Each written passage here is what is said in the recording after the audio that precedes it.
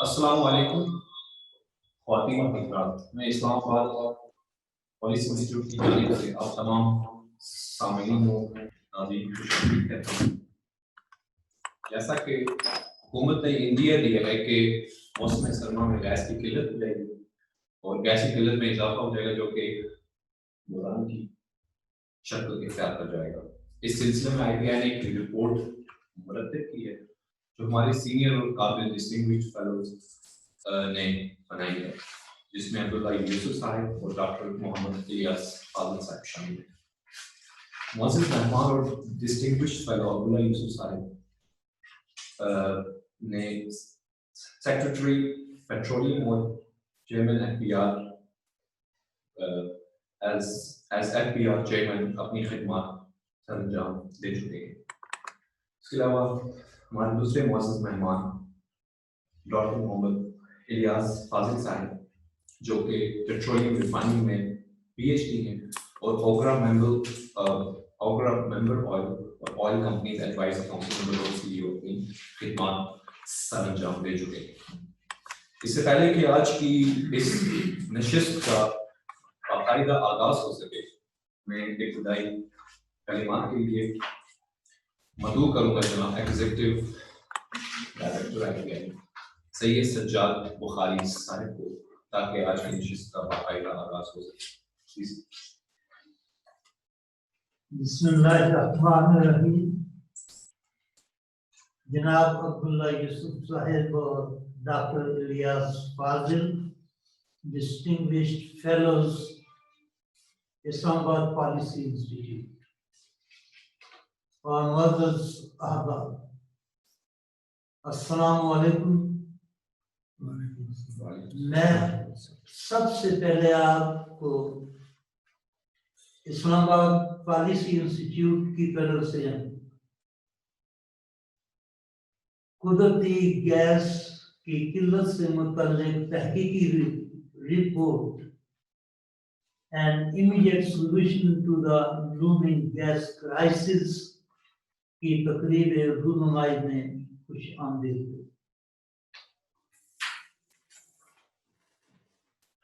मुअज़्ज़ज़ नाज़रीन और सामीन, पाकिस्तान को अगले चंद हफ्तों में कुदरती गैस की शदीद किल्लत के एक और क्राइसिस का सामना करना पड़ेगा। कुदरती गैस मुल्क में सबसे ज्यादा इस्तेमाल होने वाला ईंधन है, लिहाजा इसकी किल्लत न सिर्फ मुल्क की मईशत पर असरअंदाज हो सकती है, बल्कि आम शहरियों की जिंदगियों को भी बड़े पैमाने पर मुतासर कर सकती है। कुदरती गैस की किल्लत और तलब मौसम सरमा में बढ़ जाती है, क्योंकि इस मौसम में हरारती निज़ाम की ज़रूरियात भी बढ़ जाती है। मोहतात अंदाजों के मुताबिक इस साल गैस की किल्लत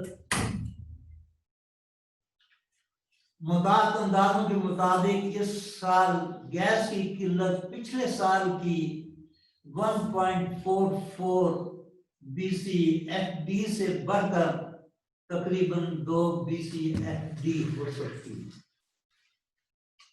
यहाँ ये बात अहम है कि जून 2020 के तेल क्राइसिस के बरस जो अचानक रूनुमा हुआ था, गैस क्राइसिस तो बरसों से बदस्तूर बढ़ रहा है। इसकी सबसे अहम वजह यह है कि हम कुदरती गैस को जितना हम इस्तेमाल कर सकते हैं, इससे कहीं ज्यादा सर्फ करते हैं। गैस कम कीमत होने की बिना पे और साफ सुथरे ईंधन होने की बिना पे तरजीही ईंधन की हैसियत से रहा है। इसके अलावा गैर हुकूमती पॉलिसियों ने भी गैस की खपत में इजाफा किया है। इस दौरान इन तमाम इंतबाहात के कुदरती गैस के ज़खायर कम हो रहे हैं को मुकम्मल तौर पे नजरअंदाज किया गया। ये बात ज़हन नशीन रहे कि गैस के ज़खायर की तकरीबन हर साल 9% शरह से कम हो रही है, कि गैस के ज़खायर हर साल तकरीबन 9% की शरह से कम हो रहे हैं। इसलिए हमें अब इस क्राइसिस की कैफियत का सामना है और जल्द किसी बेहतरी की भी तवक्को नहीं। वक्तन फवक्तन मुख्तलिफ तजावीज़ सामने आती रहती हैं, जैसे सप्लाई नेटवर्क पर मजीद सारिफीन को न शामिल किया जाए, गैस कंजर्वेशन के अक़दाम को मुतारिफ कराया जाए,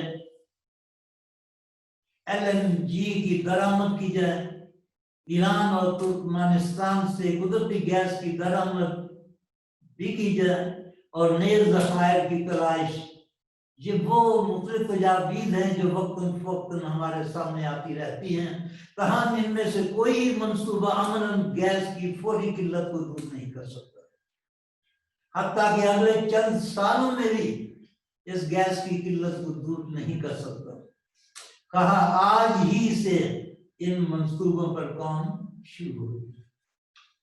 जनाब अब्दुल्ला यूसुफ साहब और डॉक्टर इलियास फाजिल साहब की तजवीज़ कि बिजली की पैदावार के लिए फर्नेस ऑयल को इस्तेमाल किया जाए इंतहाई मौजूद है, क्योंकि इससे न सिर्फ दीगर शोबों खुसूसन घरेलू सारिफीन के लिए कुदरती गैस को बचाया जा सकता है, बल्कि पेट्रोल और डीजल की दरामद पर खर्च होने वाले ज़र मुबादला में भी कमी लाई जा सकती है। ये बात याद रहे कि 38% गैस बिजली की पैदावार के लिए इस वक्त इस्तेमाल होती है। ये तजवीज़ इसलिए खास तौर पे अहम है क्योंकि ये बहरान इस क्राइसिस गैस क्राइसिस का फौरी हल पेश करती है और मुमकिना तौर पर गैस की किल्लत से पैदा होने वाले अवामी दबाव को भी दूर कर सकती है। इस वक्त हुकूमत के पास तरजीही तौर पर इस हंगामी सूरत हाल से निपटने के लिए स्ट्रेटेजी होनी चाहिए ताकि मौसम सरमा की मुनासिब तौर पर तैयारी की जा सके। मुझे उम्मीद है कि IPI की इस्लामाबाद पॉलिसी इंस्टीट्यूट की ये रिपोर्ट और इसकी सिफारिशात और तजावीज़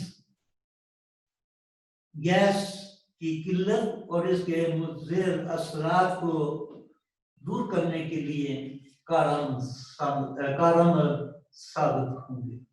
शुक्रिया सर ने बहुत ही अहम बताया है कि गैस किस कदर अहम है और किस कदर गैस के ज़खायर मुल्क में कम हो रहे हैं और इससे किस तरीके से निपटा जाया सकता है और किस कदर की रिपोर्ट इम्पोर्टेंट है और इस रिपोर्ट में जो चीज़ें हमें बताई गई थी जनाब अब्दुल्ला यूसुफ साहब ने और जनाब डॉक्टर फाजिल इलियास साहब ने, ताकि वो रिकमेंडेशंस पर अमल करें।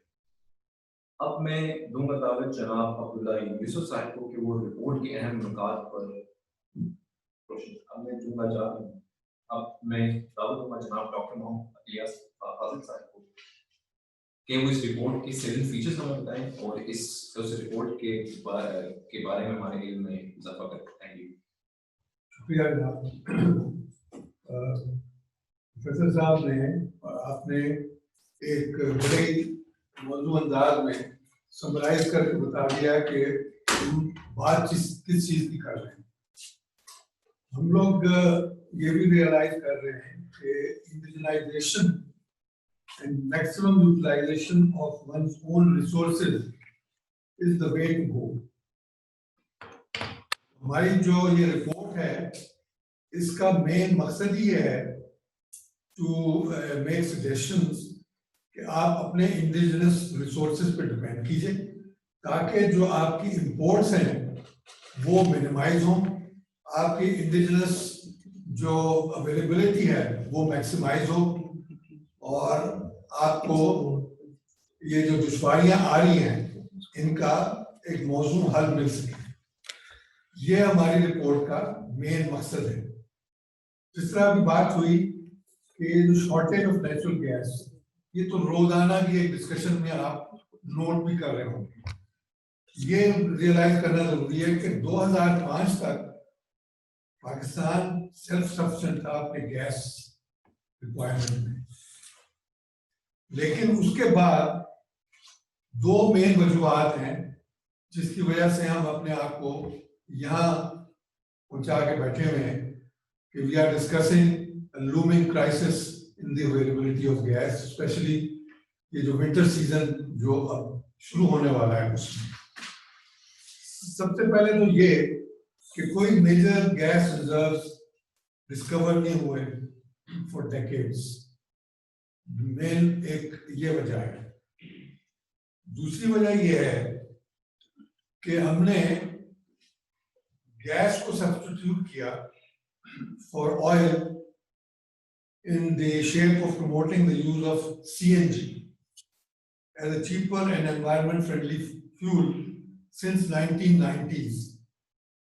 ये जो जब CNG पॉलिसी पहली दफा आई थी उसमें टारगेट ये रखा गया था कि CNG will replace that fuel which is being imported, ताकि आप अपने इंडिजिनस रिसोर्सेज पे डिपेंड करें और इंपोर्ट्स आपकी मिनिमाइज हो।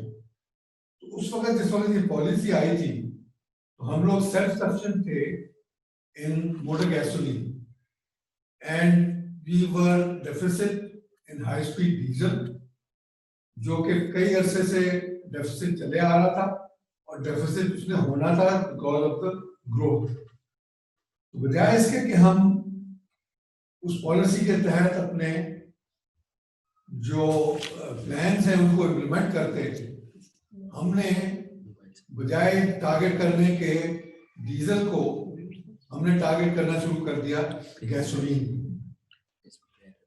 ये प्रोग्राम जो कि hydrocarbon development institute of Pakistan ने इंट्रोड्यूस कराया था, उसमें हमें इस पे कोई एतराज नहीं है कि डेफिनेटली ये एक क्लीनर फ्यूल है, लेकिन that should not be the only reason for not utilizing your other resources. 1998 में जब गवर्नमेंट ने डिक्लेयर किया CNG का यूज, तो उन्होंने कहा कि 2 साल का गोल होगा कि 150 CNG स्टेशन हम लगाएंगे and we will convert 100,000 vehicles. लेकिन उसके बाद क्या हुआ कि CNG इंडस्ट्री जो जब डेवलप हुई वो डेवलप हुई at the rate of around 52.5% per annum during the subsequent years.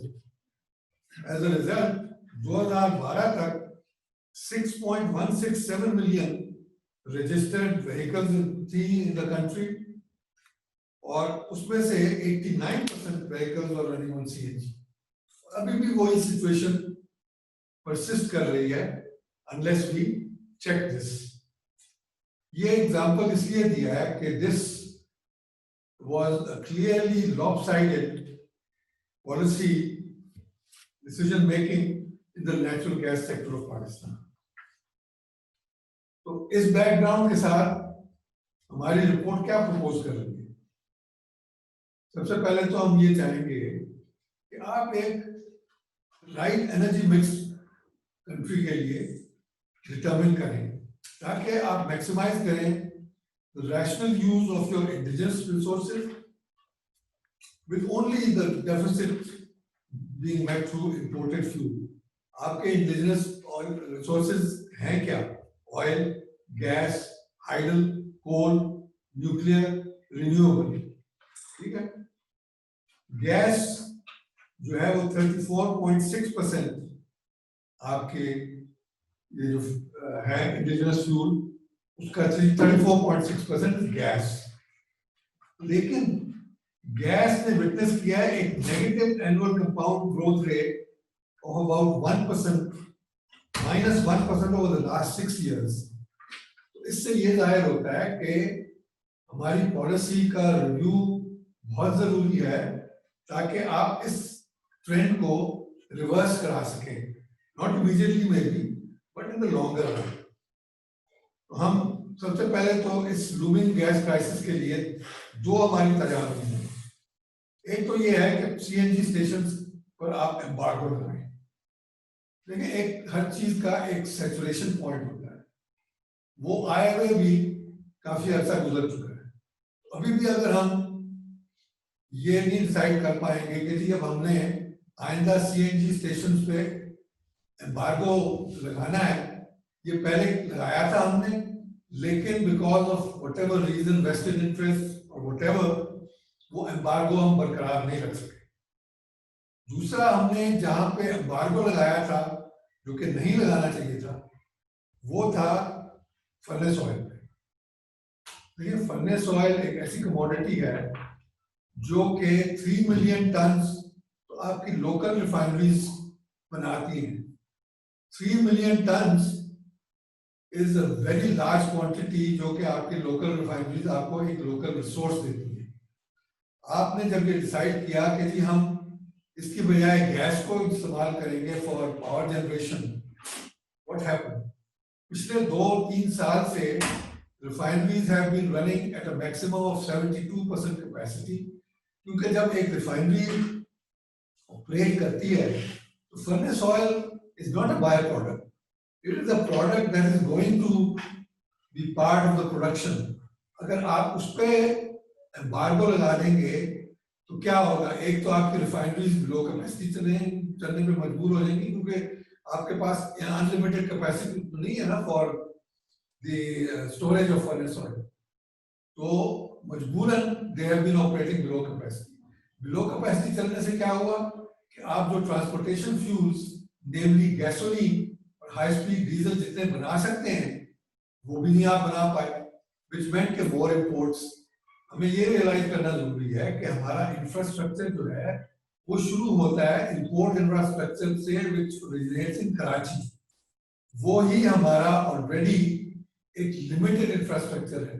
अगर ऑन टॉप ऑफ दैट आप ये करना शुरू कर देंगे कि इंपोर्ट्स आपकी बढ़ जाएं, उसको संभालना फिर बहुत मुश्किल होता है, and this has been happening. तो हमारी तजवीज ये है कि आप ये फर्नेस ऑयल का एम्बार्गो हटाएं। उसका क्या फायदा होगा कि आपका 8,300 टन पर डे आपका इस्तेमाल होगा furnace oil for generation of power. वहां से जो गैस आप यानी रिप्लेस करेंगे with furnace oil, that will then be available for use in the domestic and the industrial sector. Domestic sector should be your main target during the winter season, obviously, क्योंकि पिछले winter के यानी मुनासबत से ये winter कहा जा रहा है कि और भी सिवियर होगा। तो आपने अपने लोगों को सहूलत देनी है, ना कि उनको और यानी प्रॉब्लम में मुब्तला करना है। इंडस्ट्रियल सेक्टर इसलिए कि आप बात कर रहे हैं एक्सपोर्ट्स की मैक्सिमाइजेशन की। तो जब तक आप अपने सेक्टर्स जो कि एक्सपोर्ट मैक्सिमाइज कर सकते हैं उनको गैस की अवेलेबिलिटी नहीं देंगे, तो वो भी एक आपकी लॉपसाइडेड पॉलिसी का इंडिकेशन आ जाएगा। तो ये बेसिकली अगर आप हमारे रिपोर्ट के थ्रू जाएं तो these are the 2 basic elements जो कि हम इसमें प्रपोज कर रहे हैं, और ये दोनों जो टारगेट्स हैं वो हमारे नजदीक अचीव होंगे, नेमली maximum utilization of indigenous resource and maximum availability of gas during the upcoming winter. मैं ये समरी के बाद चाहूंगा कि अब्दुल्ला यूसुफ साहब इसमें अगर कुछ ऐड करना चाहें तो प्लीज। जी, बहुत शुक्रिया।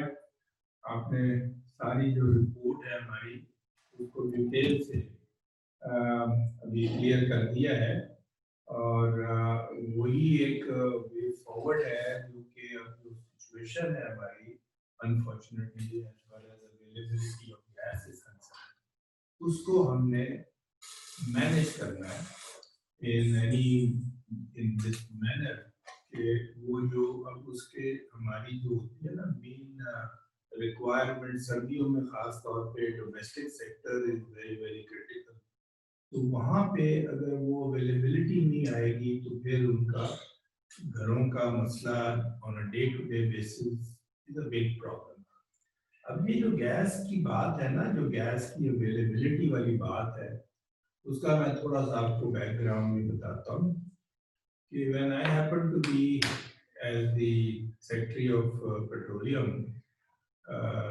2000 से लेके और 2004 की बिगनिंग थी, उसमें अब हमारा जो गैस की प्रोडक्शन थी ना स्टार्ट में 2.1 BCF per day was actually the production, और उस पीरियड में fortunately we were able to actually double the production, यानी 2.1 BCF से it went up to 4.2 BCF per day, और माशाल्लाह वो इतनी ज्यादा हमारे पास सप्लाई आ गई थी कि हमारी जो आगे देने वाली बात होती है ना, वो उसमें उतनी डिमांड नहीं थी जितनी कि हमारे पास supply, and we were actually surplus.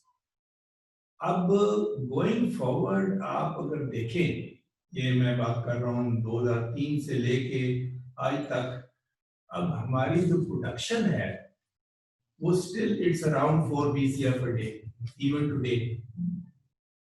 ये जो पीरियड है इसमें कोई आपकी एडिशन तो हुई नहीं as far as the supply side is concern, लेकिन अगर आप डिमांड साइड को देखें तो demand has gone up to about 6 BCF per day at the moment, तो almost 2 BCF per day is going to be your shortfall, जैसे कि मैंने अभी बताया भी है हमारे कॉलेज ने।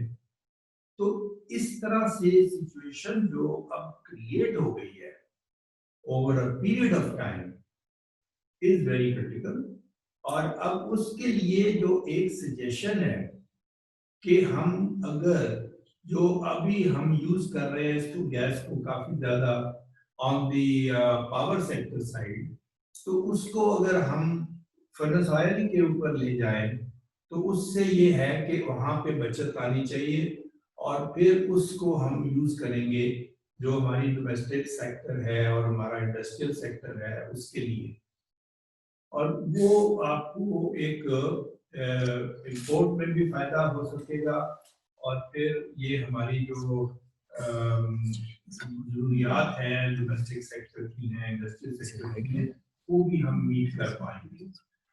एक जो दूसरी बात है, एक तो हमारी है ना कि हम इसको जरा कंजम्पशन को कम करें और फिर उसके बाद और सारों को देखें, लेकिन एक और जो बात है मैं ये कहना चाहूँगा कि इसमें जो हमने एक उस पर भी फोकस करना होगा कि जो अभी तक हम अपनी प्रोडक्शन है जो गैस की उसमें कोई इजाफा नहीं ला पाए। ये जो है ना खुदा ना खास्ता इसका पोटेंशियल जो, ये नहीं है कि बिल्कुल ही कोई पोटेंशियल नहीं है, हमें उस तरह से जो करना होता है वो हमें उसमें फॉरेन इन्वेस्टर भी आते हैं और हमारे अपने भी होते हैं। अब उन्होंने वहां पे उसको जाके फिर रिसर्च करनी होती है, फिर उसके बाद प्रोड्यूस करना होता है, अब वो भी हम नहीं कर पा रहे, तो उसके ऊपर भी हमें फोकस करना होगा और करना चाहिए, ताकि फिर वो भी हमारा जो भी अपने कंट्री में जो पोटेंशियल मौजूद है उसको हम फुली एक्सप्लॉइट करें और बेहतरी ला सकें। और बाकी फिर यही है कि अब जो हम थोड़ा सा जो चेंज ला सकते हैं, जो फर्नेस ऑयल की यूटिलाइजेशन की बात की है तो उसके ऊपर हमें फोकस करते हुए अपना जो भी रिजल्ट है ना वो भी हमें मिलना चाहिए इंशाल्लाह। Thank you. Thank you sir. हमारे मौजूद मेहमान ने एक बड़ी फैक्चुअल इंसाइट दी और ये बताया कि इस गैस के बुनान से कैसे निपटा जा सकता है। और आज की नशिस्त खत्म करने से पहले मैं ऑनलाइन जो हमारे लोग हैं उनसे पूछना चाहता हूँ, अगर किसी का कोई सवाल हो तो पूछ सकते हैं हमारे लिस्ट में। मुअज़्ज़िज़। अस्सलाम वालेकुम। हेलो, अस्सलाम वालेकुम। मेरा सवाल फर्नेस ऑयल के ऊपर था। आपने भी कहा कि फर्नेस ऑयल जो है अराउंड 3 मिलियन टन्स तक की जो है उसकी अपलिफ्टमेंट होती रहनी चाहिए ताकि गैस के ऊपर से ये शिफ्ट हो सके।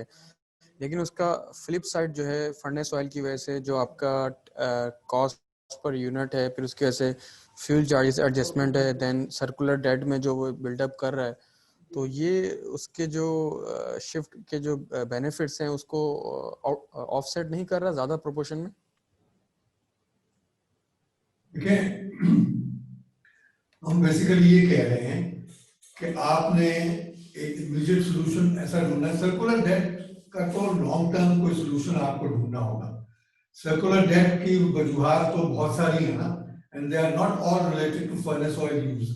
एक तरफ हम बात करते हैं कि जी furnace oil will be less environment friendly, दूसरी तरफ हम कोल की बात करते हैं कि जी आप कोल को मैक्सिमाइज करें where the particulate matters are much higher than furnace oil. हमें एक करेक्ट एनर्जी बैलेंस अपना डिटरमिन करना चाहिए। इंडिजिनस रिसोर्सेज को आप सिर्फ इस वजह से रिजेक्ट नहीं कर देते कि they may be contributing to the environment. You find solutions यदि आप यानी लॉन्ग टर्म इसको ऐसे इस्तेमाल करें कि आपको फायदा हो, rather than एक सडन डिसीजन जिस तरह लिया गया था 3 साल पहले, उसकी वजह से जहां पे हम बैठे हैं वहां पहुंच जाए। हम ये प्रपोज कर रहे हैं, जो हम प्रपोज कर रहे हैं, that is not the long term solution. What we are proposing is a short term solution for tiding us over this winter. इस विंटर के दौरान जो भी रिजल्ट आएगा उसकी बेसिस पे आप उसको as a long term policy आपको रिव्यू करने की जरूरत है। हम ये भी नहीं कह रहे कि one should not learn from the past, लेकिन हम ये जरूर कह रहे हैं कि जो पास्ट है उसकी learning should not become a hindrance to planning for the future. बहुत शुक्रिया। इसके अलावा थैंक यू। अगर आपका नहीं आप पूछने देना, अगर आपका मजीद कोई सवाल। नहीं, यही था। बहुत बहुत शुक्रिया जवाब के लिए। Thank you. बहुत शुक्रिया sir, thank you very much. इसके अलावा अगर हमारे ऑनलाइन सामीन का कोई सवाल है मुअज़्ज़िज़ मेहमानों के लिए, यहाँ पर आज की नशिस्त का इख्तिताम होता है। बहुत बहुत शुक्रिया, थैंक यू। धन्यवाद।